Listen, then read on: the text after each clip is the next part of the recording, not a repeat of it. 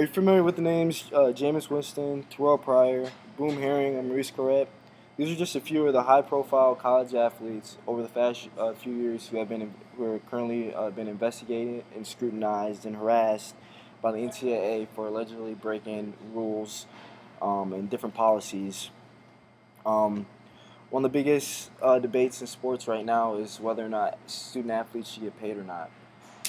If you look at these guys that I just mentioned, these guys are key guys to look at because over the past few years, they are high-profile athletes that have been almost harassed and just scrutinized for their alleged involvement in activity um, that is directly related to the NCAA not properly paying their athletes and giving them, the correct funds and the money that they deserve for all the hard work and dedication that they give to their program and the NCAA as a whole.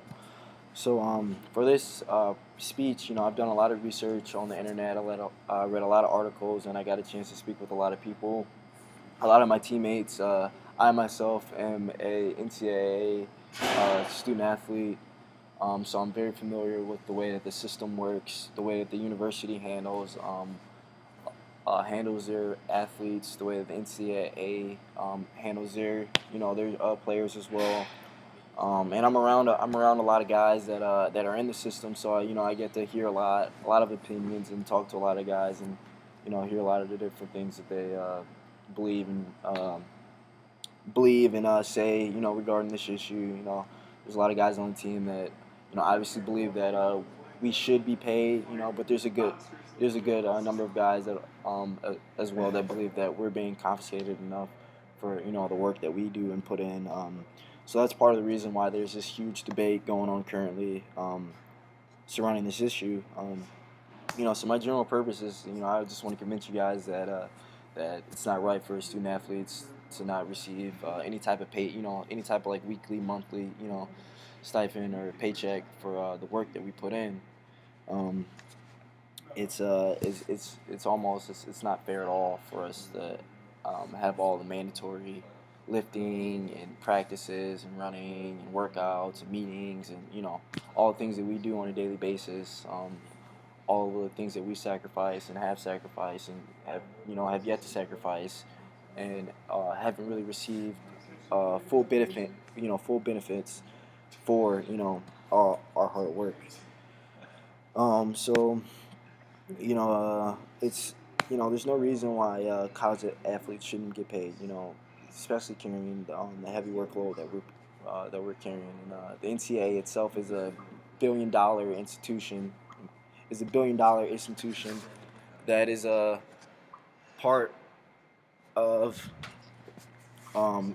even smaller smaller but larger million-dollar companies. I had a teacher, Dr. Hart. He's a grad professor here at Western, and he taught us about the organization of the system and the management levels of the way that the NCAA works. And the NCAA itself it works as it's a membership. The presidents of universities are members of the NCAA. And the president represents all of his athletes that that play for that university, or attend that university. So the system itself is already, it's set up. It's not, the athletes are already at a disadvantage. It's also important to realize that the NCAA was established in the early 1900s, before any type of federal aid or government assistance was available for people who attended universities. So now, you fast forward, you have a lot of athletes who are from homes and families who aren't as well off as traditionally in the past. Traditionally in the past, college was only meant for students, for people who were from well-off families. Families that had great income that can afford it. The government wasn't going to help pay, for you to go to school. If your family couldn't afford it, then you couldn't afford it. So now, like I said, you fast forward to a time and day where you have a lot of athletes, students who are the first in their family to reach college. Families who don't have a lot of money, who don't have kids who didn't come from the backgrounds, and families don't have the income to afford this, to pay their way through college. So rely heavily on the money that the NCAA is supposed to provide for them for their rent and food and bills and things like that. And there's an issue that you see where these guys just aren't receiving the money, enough money, to get by on a daily basis.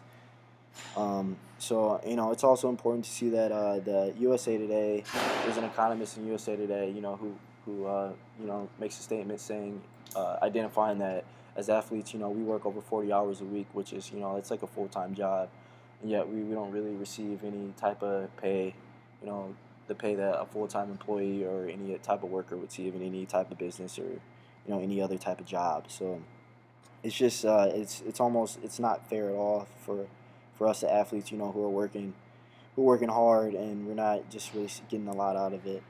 And it's also read an article USA Today. They talk about how the NCAA tournament alone is a $1 billion revenue jump for the NCAA.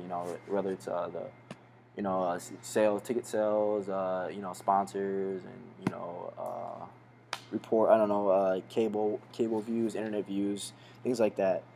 So overall, I just think the system isn't a fair system. We work hard, and I believe that we deserve to receive some type of pay, and that the NCAA needs to step up and represent its members. And its members need to step up. Its members being the universities and the presidents need to step up and have a voice and say protect their rights and step up for their athletes.